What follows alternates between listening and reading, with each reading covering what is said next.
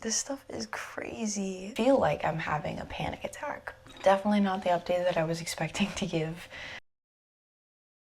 Have you ever heard of mushroom coffee and gotten curious if it actually works? Well, I tried it so you don't have to, and my experience was exactly opposite from what I was suggesting. When I tell you I had to rewrite this entire script, I'm being completely serious. I definitely thought that I was just hopping onto the mushroom coffee trend, but to be honest, I spent my yesterday in a 10-hour panic attack. I was definitely expecting some sort of calm relief or some sort of focus or mental clarity, but I got the exact opposite. Not only have I seen mushroom coffee in my circles, obviously it's a lot of mushroom content, but also at the grocery store. This is what really piqued my interest whenever a specific coffee brand started marketing to Target. I am actually a barista in my day job, and so I make coffee a lot. Espresso, iced coffee, brewed coffee, cold brew, you name it. I also drink energy drinks pretty much every day. All of these things affect me very differently, but similar. This was completely different and completely opposite from any caffeine that I've ever had. That's because this was not due to the caffeine. In fact, the caffeine was only 40 milligrams, when I usually maybe have up to 400 every day. Let's be honest. But this was everything to do with the neurological impacts of the mushrooms themselves. Now, the mushroom coffee that I had was completely legal. Let me make that very clear. It was all very supplemental, very nutrient-rich mushrooms, as opposed to any sort of hypnotic. It was not hypnotic at all. This was specifically for your health, which is why I was surprised that it didn't have a healthy outcome. But before I share exactly what happened to me, I wanted to look at some of the history of why mushroom coffee is on the market and a potential competitor of coffee itself. Why is mushroom coffee considered coffee? So it goes back to the 1940s in wartime. The first mushroom coffee substitute erupted in Finland. Because of the severe coffee bean shortages due to blockades and war itself, they kind of needed to find another kind of substitute in general. Finnish citizens decided to get pretty creative with mushroom coffee. They turned chaga mushrooms into coffee that grow abundantly rich in birch trees. Both soldiers and citizens used this type of coffee to fuel themselves and provide immune support, especially during the Nordic winters. But the rebranding of mushroom coffee to be on the market primarily started in 2012. This was sparked by Tero Eskaplia, a 13th generational Finnish farmer. He founded the Somatic in 2012, but it didn't reach US markets until 2015. His goal was to take medicinal mushrooms that are primarily found in Asia and Finland and put them in a format that Americans really loved, which was coffee. Economically, this was a great plan. It didn't ask consumers to create a new habit, but instead replace it with something else. By 2016, the mushroom coffee brand was all over the place and especially on the market. When looking at mushrooms that are put in mushroom coffee, chaga mushrooms are not the only ones used.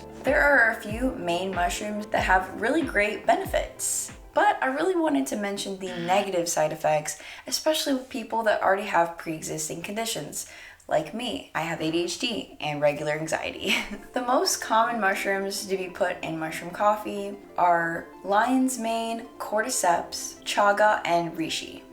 These are usually the dominant ingredients in mushroom coffee, but for different reasons. Lion's mane stimulates the nerve growth factor, or NGF. For me, this was a negative side effect, as this mushroom was supposed to have a lock-in, focus sort of feeling without the caffeine jitters, and instead it did the exact opposite. I couldn't focus on anything and I had insane jitters. When you introduce compounds that cross the blood barriers to stimulate the NGF, you aren't just drinking coffee, you're taking a supplement. For some, that focus stimulates into a buzz feeling. It literally feels like your nervous system is being shocked by an electric fence, which is what happened to me.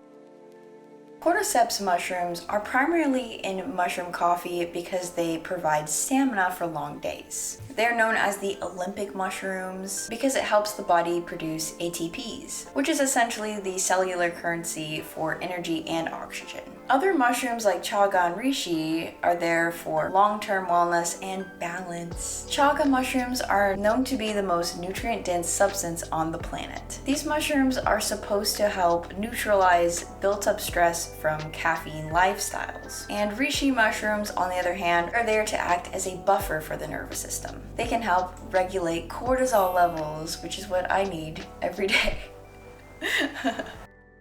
But specifically, I wanted to take a closer look at some of the ingredients that I took in the mushroom coffee, because I didn't take all of these mushrooms, I only took a few, and it also had a couple of additive ingredients as well. The first one on there is literal coffee. I really don't think the coffee that they added in this ingredients list has anything to do with the way that I felt. And then there's something called L-theanine. Interesting. L-theanine is a non-protein amino acid that is usually found in green tea and mushrooms. It's supposed to help provide focus without drowsiness. The night after taking mushroom coffee that day, I did get pretty good sleep, but I really don't know if that was due to the mushroom coffee or the fact that I had been so highly stressed all day that I needed a break. So I'm not sure. Even if my good sleep was due to the mushroom coffee, I definitely wouldn't write my experience up as a win. Because for some neurodivergent people, the calming amino acids actually do the opposite. This trigger is paradoxical and almost makes you feel like your heart is a hummingbird. The next ingredient on this list is lion's mane. This mushroom is likely what caused my stress because there was no distinction between the on and off chemicals in my brain and in my body. Glutamate is a chemical that gives the go signal, while GABA is the chemical that sends the stop signal. The problem with leaving the go chemical on from the lion's mane all day is that ADHD and anxiety are linked to this imbalance. So whenever you take something like a stimulant, it leaves this chemical on, which just feels worse. The other ingredients were chaga, which is another mushroom. And although this mushroom seems to have really good benefits for human bodies, there's also a negative attribute that this mushroom causes low blood sugar. So because maybe I didn't have as much food for breakfast or lunch, there was a dip in glucose along with everything else. And for some with anxiety, low blood sugar mimics a panic attack perfectly, like the sense of impending doom, shaking, cold sweats, that sort of thing. And lastly, this mushroom coffee had collagen in it, which I don't think attributed to any of my side effects. It's mostly there as some sort of random nutrient for your hair and skin, I think. My experience with caffeine due to ADHD changes day to day for me. And honestly, most people with ADHD, when they consume caffeine, it doesn't really provide energy, it just sort of filters out the noise. And I definitely have had an energy drink and then gone to sleep right after. But I can definitely guess that this was not a caffeine thing. The experience that I had was due to 100% the mushrooms. So let me tell you exactly what happened.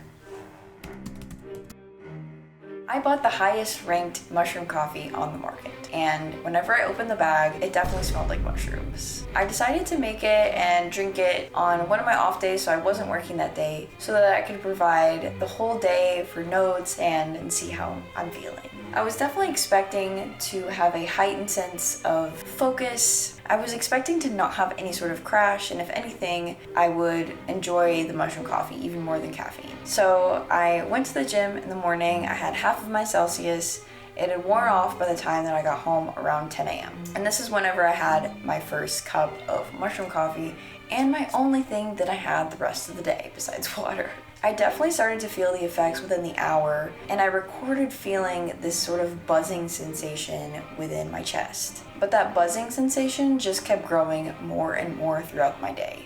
It did not go away. I even mentioned needing to turn off my music because I couldn't focus because I was feeling heightened senses of anxiety. Instead of feeling focused, I felt extremely anxious. I definitely felt like I was having a panic attack for no reason.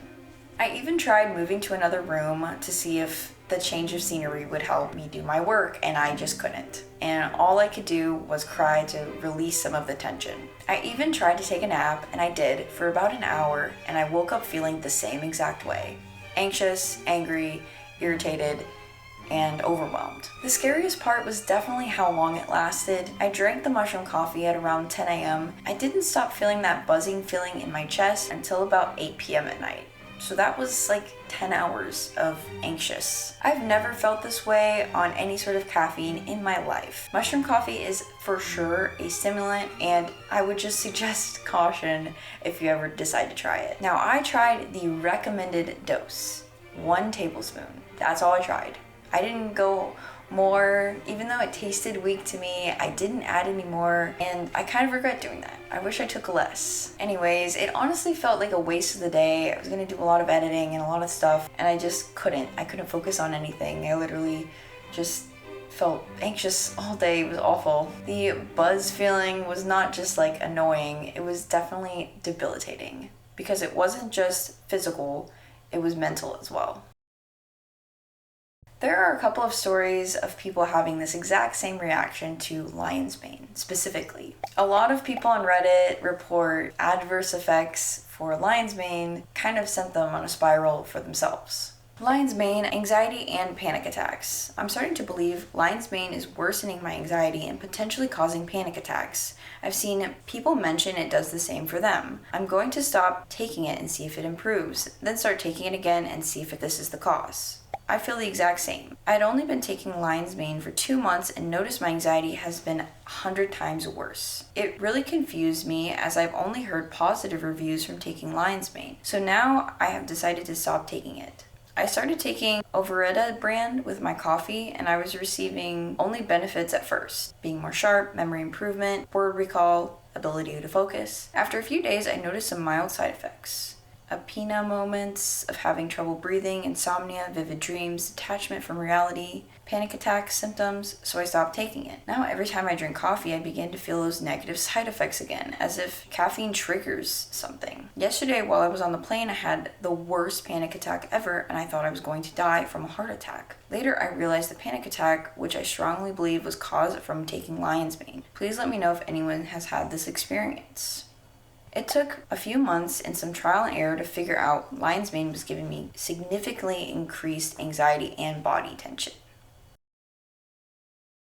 Of course, not everyone's experience is negative. I know there's a lot of reviews out there that say that this is super great for them and they love it, but this was just not my experience. Perhaps it was the ADHD, the anxiety, the high levels of stress I'd been feeling that week. I'm not sure. But it was definitely not the script I was intending for this video, and also not the experience I was expecting to have. Mycology is beautiful, and I still love mushrooms, clearly. I definitely got some new mushroom friends, so I am still obsessed with mycology. I still love mushrooms. It's just I had kind of a bad experience. We have to stop treating mushroom coffee as a harmless juice and look at the properties and maybe the effects that it might have on your body. They are potent supplements. If you're going to try it, do it on a day that you don't have work and you don't have anything to do. That's what I did, and I'm really happy I did not take it before work. And to start with a quarter scoop. I definitely took the full recommended amount, and that was really bad. I would be down to try it again, potentially, if I do it like at 6 in the morning before the gym in like a little scoop of it. I'm curious to see the effects there, but I'm very, very cautious. Let me know in the comments if you have ever tried mushroom coffee, if you ever want to, or if my story kind of scared you off from the idea.